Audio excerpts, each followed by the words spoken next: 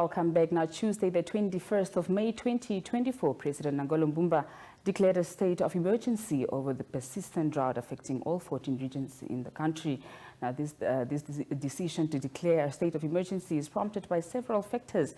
And to tell us more on what prompted this decision and what exactly it means that is for the farmers, as well as what form of assistance will be given to the farmers that is from government during this difficult time, is the ED that is in the office of the Prime Minister, Nashandi. Good evening, sir, and welcome to Business Today. Good evening, Erica, and good evening, viewers. Well, thank you so much for making time for us here. Now, maybe just to start off the interview, what exactly does it mean when government declares a state of emergency over drought in the country? The declaration is informed by several factors. Primarily, it's because of the severity of the situation in which the country finds it in. And therefore, when a declaration is made, it's really to communicate to the nation as well as to all other stakeholders internationally that the situation that we find ourselves is of a situation that requires immediate action so that we can mitigate the impact of it. The failure of which, if we do not do such, if we do not address that situation, it means that it poses danger, it poses threat, and even death. And in this case, it's a drought situation, lack of rain, lack of food, and therefore it is really warrant that the declaration need to be made so that the nation and the international community at large is aware of the situation in which Namibia is. So in a nutshell, really the declaration is really our statement to communicate the severity of the situation in which the nation finds itself. Right. And it's not only thumbsucked. This follows an assessment that is undertaken, and that assessment highlights several deterioration in some of the aspect of livelihood, and we are going to talk to that in detail. All right. Now we can perhaps just get into the detail of that. How is the government actually going to go about this situation? When an assessment is undertaken, we look at various factors. For example, we have just undertaken what we call a crop assessment, so that we are able to estimate out of the crop season that we are in, what is likely to come out. The preliminary estimate already points that there is going to be a drastic reduction in the forecasted harvest. And already the figures are very scary because the aggregated national cereal production, which is now your millet, your maize, and the mahangu, and the wheat, is going to reduce by over 53%. So meaning that we're only expecting to harvest about 72,000 metric tons compared to 153 metric tons that we had recorded last year. So that is already a deterioration. The second aspect that is also pointed out is that the harvest that in the commercial areas where we also dependent on to derive a lot of our goods is going to reduce by about 68%. So meaning that we are only expected to record a harvest of about 35 metric tons as compared to 111,000 that was recorded last year. And that is really a worrying trend. The other aspect that we really have seen, even at the household level, is that the food security has deteriorated because people have not really yielded anything out of their agricultural production this year, and therefore, even at subsistence level, there was really not much that people were able to say we have harvested this year. The harvest was very, very minimally affected. And when you look at the animal situation, the grazing conditions, the grazing has also started deteriorating so early. Mind you, we are just in May, end of May, and we would have expected that by this time the grazing conditions should be okay, but it has already started deteriorating. And last but not least, the water situation. We finished the rainy season with a dam level only at 55%. That was in March. And now that 55% is now going to take us all the way up to the next rainy season, which we'll probably expect only toward the end of November, beginning of December. So this is really the effect of an El Nino phenomena that we have really seen that as a result of climate change, we are not getting the rains as we are used to get. And therefore, that is really the impact. And this is really impacting already on the economy, even the agricultural production. Right. The agricultural sector is really one of our backbone. But with this situation that we are in, and with the recorded deterioration in the yields, you could already anticipate that the GDP contribution from the agricultural sector is going to be very much low. And that is going to impact the foreign exchange reserves. Absolutely. It's also going to impact on the employment and all other factors. All right. Worrisome trend indeed right there, and quite scary figures that you did mention there regarding that is the household needs as well as the mentioned earlier millet and what have you, maize that you have just pointed out there. Now, you did mention that the agricultural sector is the most affected industry or sector in the country. But as per government's observations, what exactly or how has the persistent drought affected, that is this mentioned sector and the country as economy as a whole? Maybe just go into depth regarding that. Yeah, no, like I've indicated, the indicators that I have given, if you go deeper, it means that most farmers are not able to produce what they normally do. And therefore, they are taking less to the market. And the market, because the market is receiving less, it means that the food availability in the market is also going to be reduced. And when the food availability in the market is reduced, it means that as a country, for us to feed our people, it means that we need to import more food. And now this phenomenon, mind you, is not only impacting on Namibia. Our most imports markets were our neighboring countries. Right. But they are also impacted. Right. And we have already seen that even before we have declared the drought situation in this country, for example, Zambia and Zimbabwe, from whom we import a lot, they've already declared. So it means that we have to look beyond the SADC region, or even further into the SADC region for us to import. And that means more cost and so forth. So that is really the severity of the situation, and also to indicate that as a result of all this phenomenon, the availability of food is not only at household, even at national level, because we need to have grains in the country to enable us to provide food assistance that we require to do. All right. Now, perhaps just talk to us about the farmers, the affected farmers. Who are they, and what criteria is government considering, that is, when it comes to assisting farmers during this state of emergency declared of our nation? Yes, yeah. From our perspective, we define a farmer as a person whose livelihood has been dependent on farming, right, and whose livelihood is now impacted as a result of a drought situation in which we are in. Now, we have introduced a number of drought interventions. The first one is the food assistance, and we have a comprehensive food basket that is provided to mostly needy and vulnerable households. And there are criteria that we use, and mostly is really to identify those that are unable to feed, and we identify them by the income threshold. And we say if the household income is below 3,100 for now, we anticipate that household will not be able to meet their food needs, and therefore they need to be assisted. So any family with 3,000 and less, and those that have got nothing, they need to be identified through our regional structures so that they can get assistance. The other assistance also that we give to the farmers, and we'll talk to in detail, is livestock, because most of at least human beings are able to fend. Animals, we also need to pay particular attention to the animals, because animal is a commodity. And if you let it perish, it means that it's a loss to that farm. And therefore, we have also a comprehensive livestock support program that is aimed at assisting those farmers.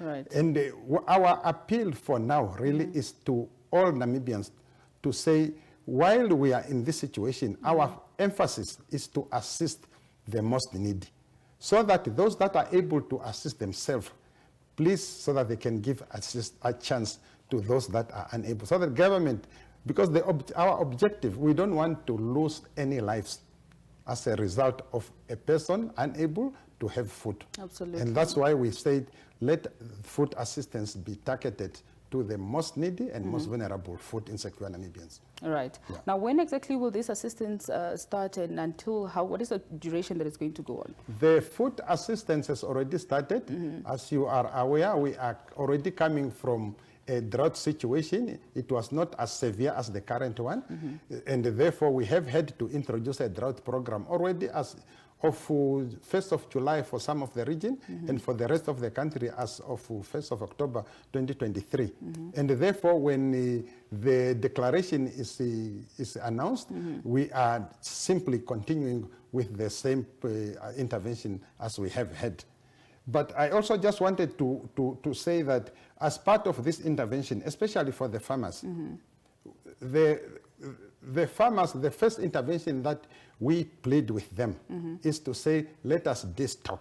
Because when you know, at least you are able already to see where the grazing situation in your area, and you are already able to say 10 cattle will survive, but 50 cattle may not survive. So we are encouraging farmers, at least sell the 40, get whatever amount you are going to get, and when you sell, government is providing what we call a marketing incentive. For each large stock that you get, you sell, government would want to give a farmer up to 750 Namibian dollars. Right. Yeah, and that is really an encouragement for them to destock, but also as a realization that the prices would not be as favorable as they are.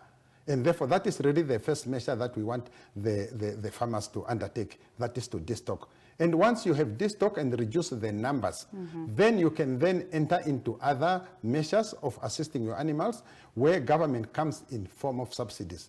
You can identify alternative grazing because as you are aware, there are areas where grazing is still okay, and then there is a subsidy that you can claim when you are leasing that grazing. And also to transport animals to those areas, government is also providing a subsidy. And also for the core head that remains, for the limited stock that remains, you can then buy fodder, you can buy leeks, and then with that you can then approach our extension officers, and then you can claim a refund for that. All right. A part of it, not for up to 50%. All right. Now, staying with destocking, the government has actually been encouraging that its farmers to destock, like you did mention earlier. But now having farmers that are not adhering to or that are not willing to destock, what exactly is done in this regard, and how crucial, once again, is destocking, and how does it better the current situation that we find ourselves in as a nation? Yeah, we have really observed that despite those measures that we have introduced, there are maybe some are cultural and some are maybe preference, that farmers sometimes wait until it's too late, that the body condition of the animal deteriorates, and then the animals succumb. And when they succumb, the farmer loses out.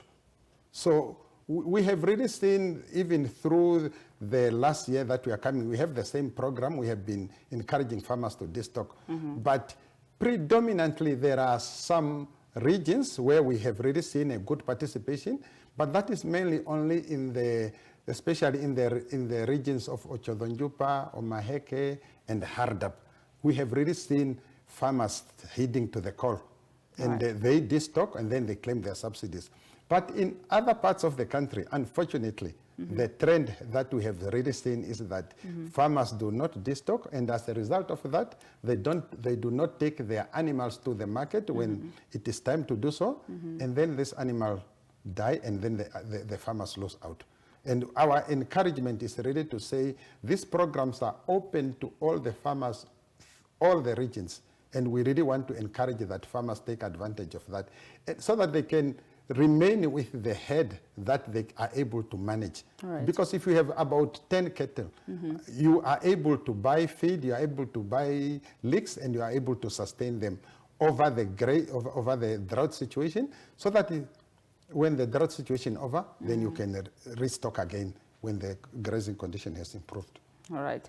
Now, let's get to the list of beneficiaries, Edie. How much is this assistance likely to cost government? And maybe just take us through the list of these beneficiaries. Who are they, and how is the program actually going to continue being distributed for those that have not benefited yet? Okay, for food assistance, that is now food that is given to the needy Namibians, regardless of where they are. We have already started the registration process, and that was also it was actually preceded by what we call a vulnerability assessment, which already estimated roughly how many households are likely to be impacted. The assessment gave us a figure of 172,000 houses in Namibia that were found to be food insecure. But when we went into the field through the regional council to identify, currently we are talking about 331,000 houses, households that are in need of food assistance. Of course, we are still undertaking the reviews of those, and if we are able to identify that there are some that are included that are beyond the threshold that I've indicated, then they will unfortunately have to give way so that we focus on those that are those targeted. With regards to the farmers, these programs are open to all farmers. Right. Regardless of where they are and regardless of their status. Right. Because it's a claim basis program, meaning that you spend or you expend and then you claim later. But the only control mechanism so that we also avoid speculation is that we limit the number of claims which a farmer can claim in a particular year. For example, with regards to the number of animals that a farmer can sell and get a subsidy, that is limited to 75 heads. You can only claim up to 75 cattle. And if it's small stock like sheep and goats, it's up to 150. Right. Yeah, those are the benchmark that we have put. But our call is really to say we do not want to leave any Namibian out. We want all those that meet the threshold to be identified so that they can be assisted. And mind you, our primary objective is to preserve lives, not to chase the figures. Right. Now, Edie, for somebody that is watching, to be specific, an affected farmer, how will they approach the government for assistance? Through what or where or how? All the food insecure households must please identify themselves either through their headmen or through their regional councils. The regional councils are our contact points. And when the food is made available by government, this food is made available to the regional councils for distribution, which is effected through our traditional structures. So we really also want to make an appeal to our traditional authority to identify all those households in their jurisdiction whom need assistance and might not have been reached. Right. But also our appeal is really that this assistance need to continuously be saved on the people on whom it is intended. Because there are practices somewhere where we have seen that assistance get rotated among households even beyond those that need it. That means that those that need it are skipped.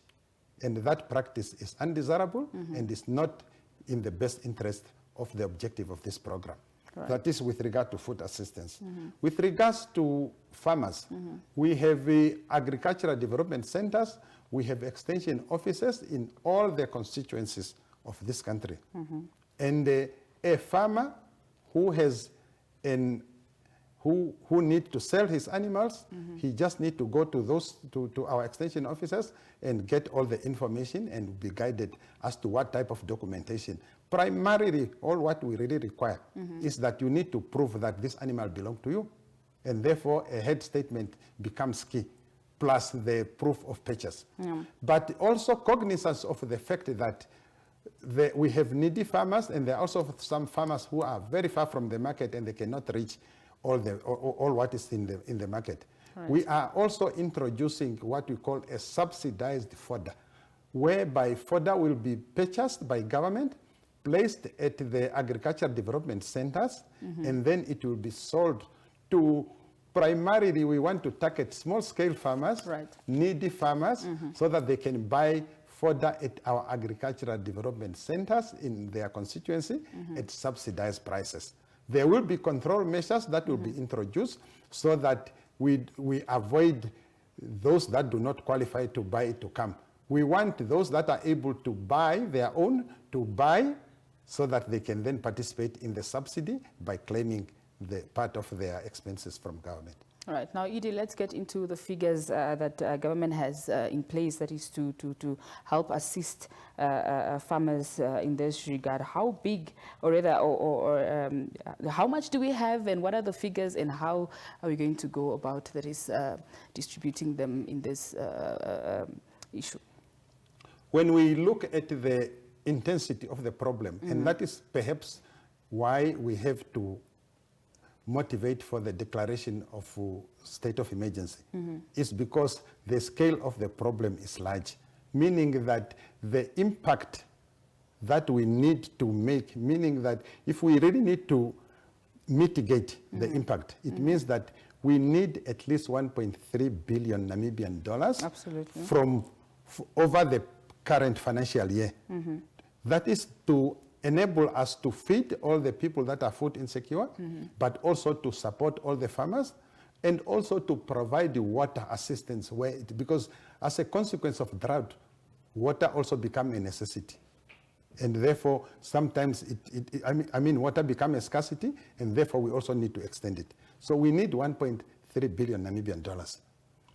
Do we have it? Government, through when we introduced the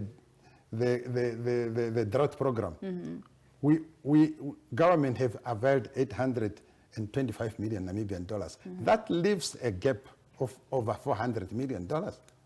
And it is for that reason that when we make a declaration, we are also informing the nation and the international community that the situation of drought is so severe, it affects all parts of our country. The resources that we currently have are not adequate to enable us to implement all the measures that are required. And it's really for that reason that we make this appeal. And I'm glad that last week or a week before, His Excellency Dr. Nangolo Mbumba joined his colleagues, the heads of state of SADC, and they launched a joint appeal on behalf of SADC, because this phenomena, as I've indicated, does not only affect Namibia, it also affects. And through that appeal, and also joined by our own effort here at home, we really hope to make, to bridge that gap of 400 million so that we can extend the services that are required to be extended over this period. All right. Now, Edie, last time we spoke about silos. What is the status of these silos regarding that is assisting hungry communities during this time? Are there any state of assisting coming from the silos? Well, the business of disaster risk response is a joint effort. It's not centralized within the Office of the Prime Minister. We play a coordinating role, and I've indicated the role of the regional councils. I've also talked about the role of our traditional authority, which is really crucial in identifying the need so that we really go to the depth and identify who are in need. So other stakeholders, other ministries, the Ministry of Agriculture, they play a bigger role in implementation of especially all the livestock support program and also provision of water. Right. The rest of the other ministries, we are also calling on them on board because, like I've indicated, we are making an appeal. This appeal is not only in cash.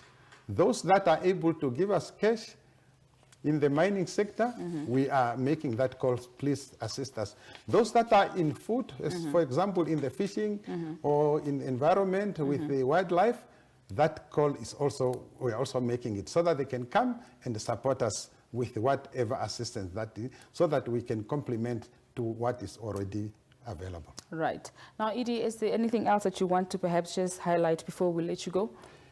Just to say, these phenomena are unavoidable. These are natural disasters. Absolutely. They occur, and therefore they could not be blamed on any authority. What we really need to do is really just to minimize the impact that we have. And one way of doing this is really because the cost of these disasters are so enormous, because they cause destruction, they cause all sorts of things, even the cost of repair. But if we really use the resources that we have to build resilience, so that we ensure that should this similar situation comes, there are certain elements of our livelihood which we would have secured. Right. such as food production.